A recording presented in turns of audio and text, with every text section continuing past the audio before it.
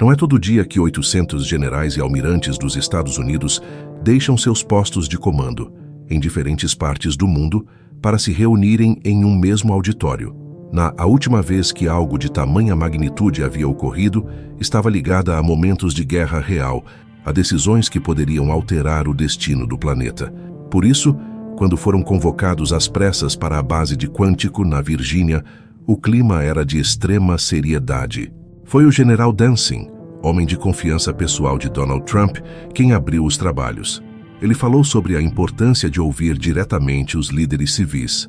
Mas o que se seguiu foi algo que muitos consideraram um choque.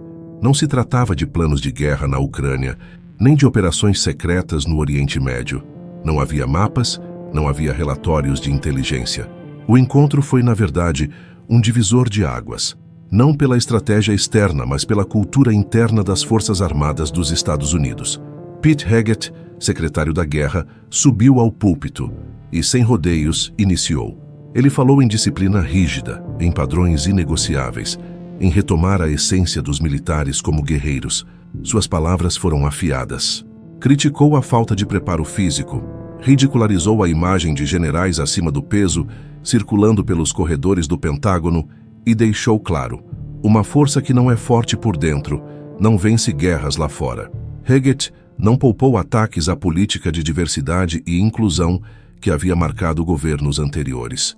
Para ele, isso era desvio de foco, era distração, era colocar a fragilidade acima da vitória. A partir daquele momento, disse ele, não haveria mais espaço para concessões. Homens e mulheres seriam testados igualmente, pelo padrão masculino mais elevado. Quem não suportasse, estaria fora. A frase mais polêmica veio carregada de veneno. Não haverá mais espaço para homens de saia nas Forças Armadas. Uma clara referência à ascensão de Rachel Levin, a primeira mulher trans a alcançar o posto de almirante de 4 estrelas. Ali, no coração da máquina militar mais poderosa do mundo, o recado era claro. A era da sensibilidade política terminava e começava a era do novo Departamento de Guerra dos Estados Unidos. As reações na sala foram diversas. Alguns generais balançavam a cabeça em aprovação. Outros, silenciosos, demonstravam desconforto. Afinal, por que convocar centenas de oficiais de combate de todo o planeta para ouvir sobre padrões físicos, uniformes e cortes de cabelo? Havia quem murmurasse que tudo aquilo parecia superficial diante do avanço chinês no Pacífico ou das ameaças constantes vindas da Rússia e do Irã. Mas para os defensores de Heget, aquele era o ponto central. Antes de enfrentar inimigos externos, era preciso purgar os inimigos internos. E foi nesse clima que Donald Trump tomou a palavra. Seu discurso, como sempre, não deixou espaço para neutralidade. Ele falou de inimigos externos, sim, citou a Rússia, zombou da lentidão de Putin na Ucrânia e reforçou a importância de manter a supremacia americana no Caribe e no Atlântico. Mas o ponto mais controverso foi outro. Trump defendeu abertamente o uso das Forças Armadas contra o inimigo interno, a violência urbana, os cartéis de drogas, o caos nas grandes cidades. Naquele instante, muitos perceberam que o encontro não era apenas sobre disciplina ou sobre padrões físicos, era sobre redefinir o próprio papel das Forças Armadas dentro da sociedade americana. Um retorno às origens mais duras, mais cruas, em que o soldado não era um gestor ou um burocrata, mas sim um guerreiro pronto para esmagar o inimigo, fosse ele quem fosse. Não se falou de estratégia nuclear, não se traçou um novo plano para conter a expansão chinesa no Pacífico, nem houve anúncio de uma grande operação internacional. O que Pitt Heget, secretário da Guerra, e Donald Trump, então presidente, fizeram foi algo diferente. Eles decidiram usar aquele momento para redefinir o que significa ser militar nos Estados Unidos. Se você parar para pensar, esse encontro em Quantico foi uma fotografia perfeita da transição que os Estados Unidos vivem há anos, de uma superpotência militar obcecada com guerras externas para uma nação cada vez mais dividida, onde parte da elite política enxerga o verdadeiro inimigo dentro das próprias fronteiras. Não é segredo para ninguém que as Forças Armadas americanas são vistas no mundo inteiro como a máquina de guerra mais poderosa da história da humanidade. Orçamento bilionário, presença em mais de 80 países, capacidade nuclear e tecnológica inigualável. Mas o que Trump e Heget escancararam naquela manhã foi uma verdade desconfortável, de que poder bélico não significa nada se a própria tropa estiver corroída internamente. E aqui está o ponto-chave do discurso de Heget, quando ele fala em generais gordos, soldados sem preparo, padrões físicos frouxos. Ele não está apenas criticando a imagem das Forças Armadas. Ele está dizendo que o Exército Americano começou a se comportar mais como uma empresa de tecnologia do que como uma força de combate, cheia de reuniões, relatórios, discursos de inclusão, mas cada vez menos voltada para o essencial: vencer guerras. Para muitos, isso pode soar antiquado, quase retrógrado, mas o secretário da guerra foi direto. Guerra não é um espaço para experimentos sociais. Guerra é força, disciplina e sacrifício. E quando ele determina que mulheres sejam avaliadas pelo mesmo padrão físico masculino, está enviando uma mensagem simbólica. Não existe mais espaço para exceções. Se você veste o uniforme, tem que estar pronto para a selva, para o deserto, para carregar equipamento pesado, para correr com fuzil no ombro. Isso, claro, divide opiniões. Há quem aplauda, dizendo que é um retorno ao básico, mas há também quem critique, argumentando que esse tipo de postura ignora avanços sociais e cria exclusão. Só que, convenhamos, na lógica do campo de batalha, Heget tem razão em um ponto. O inimigo não vai aliviar porque o soldado é mulher, trans ou tem limitações físicas. Ou você cumpre a missão ou morre. E para ele, essa clareza brutal deveria ser o eixo da reforma militar. O que ficou claro naquele auditório é que Trump e Heget não estavam apenas falando de disciplina militar. Eles estavam propondo uma redefinição radical do papel das Forças Armadas americanas. E isso nos leva à questão central. Quais as implicações disso no cenário internacional? Porque enquanto o Pentágono discute padrões físicos e políticas internas, a China avança no Pacífico com sua marinha cada vez mais numerosa. A Rússia, mesmo atolada na Ucrânia, ainda representa uma ameaça nuclear e mantém influência em várias regiões. O Irã e a Coreia do Norte seguem desenvolvendo programas militares de alto risco. O mundo, em outras palavras, não ficou mais seguro, muito pelo contrário. Mas naquele dia, em Quantico, o recado foi outro. Antes de enfrentar Pequim, Moscou ou Teherã, os Estados Unidos precisam enfrentar a si mesmos. That's what leaders must do. We cannot go another day without directly addressing the plank in our own eye, without addressing the problems in our own commands and in our own formations. This administration has done a great deal from day one to remove the social justice, politically correct, and toxic ideological garbage that had infected our department, to rip out the politics.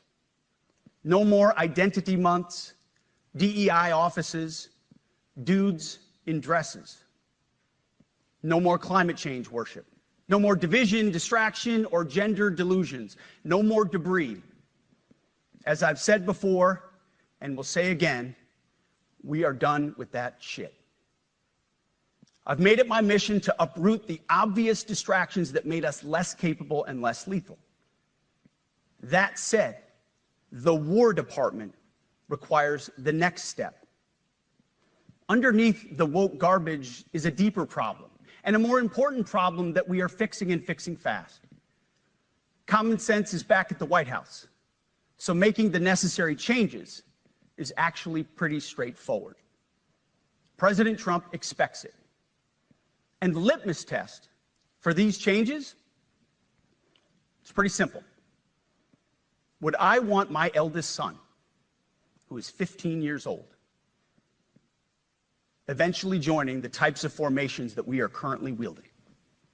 If in any way the answer to that is no, or even yes, but, then we're doing something wrong.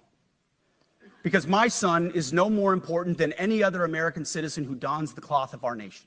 Would you want him serving with fat or unfit or undertrained troops? Or alongside people who can't meet basic standards? Or in a unit where standards were lowered so certain types of troops could make it in? In a unit where leaders were promoted for reasons other than merit, performance, and warfighting? The answer is not just no, it's hell no. This means at the War Department, first and foremost, we must restore a ruthless, dispassionate, and common sense application of standards. I don't want my son serving alongside troops who are out of shape, or in combat unit with females who can't meet the same combat arms physical standards as men, or troops who are not fully proficient on their assigned weapons, platform, or task, or under a leader who was the first, but not the best.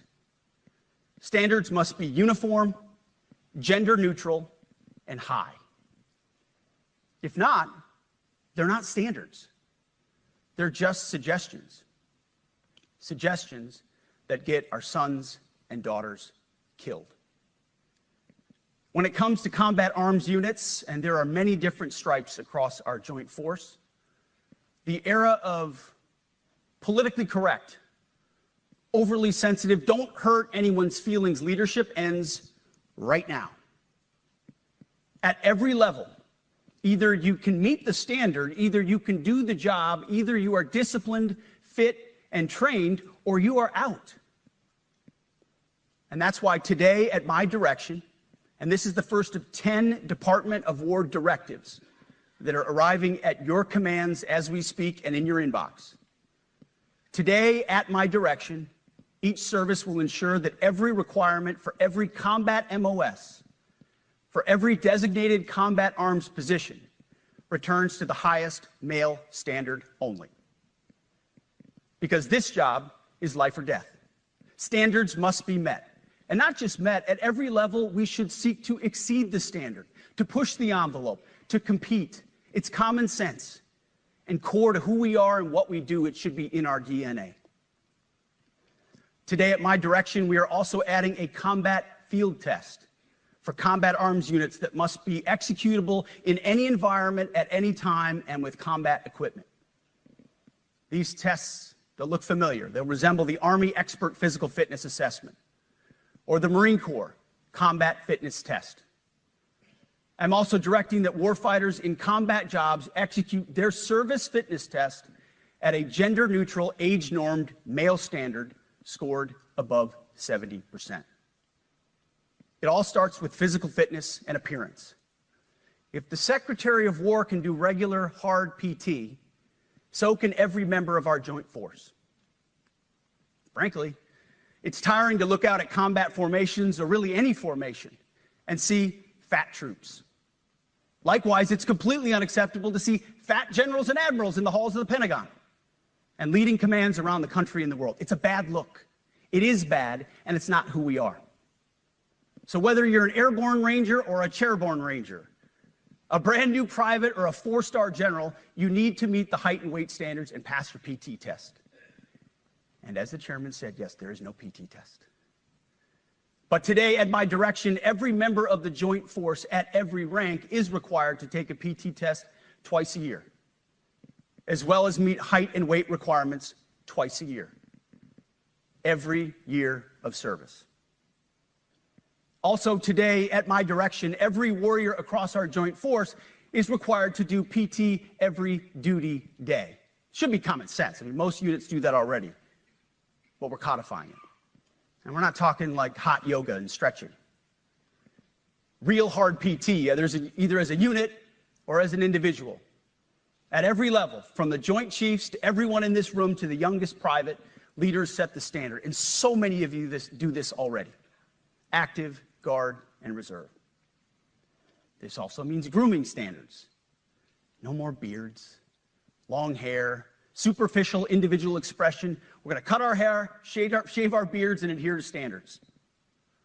Because it's like the broken windows theory of policing. It's like when you let the small stuff go, the big stuff eventually goes. So you have to address the small stuff. This is on duty, in the field, and in the rear. If you want a beard, you can join Special Forces. If not, then shave. We don't have a military full of Nordic pagans. But unfortunately, we have had leaders who either refuse to call BS and enforce standards, or leaders who felt like they were not allowed to enforce standards. Both are unacceptable. And that's why today, at my direction, the era of unprofessional appearance is over.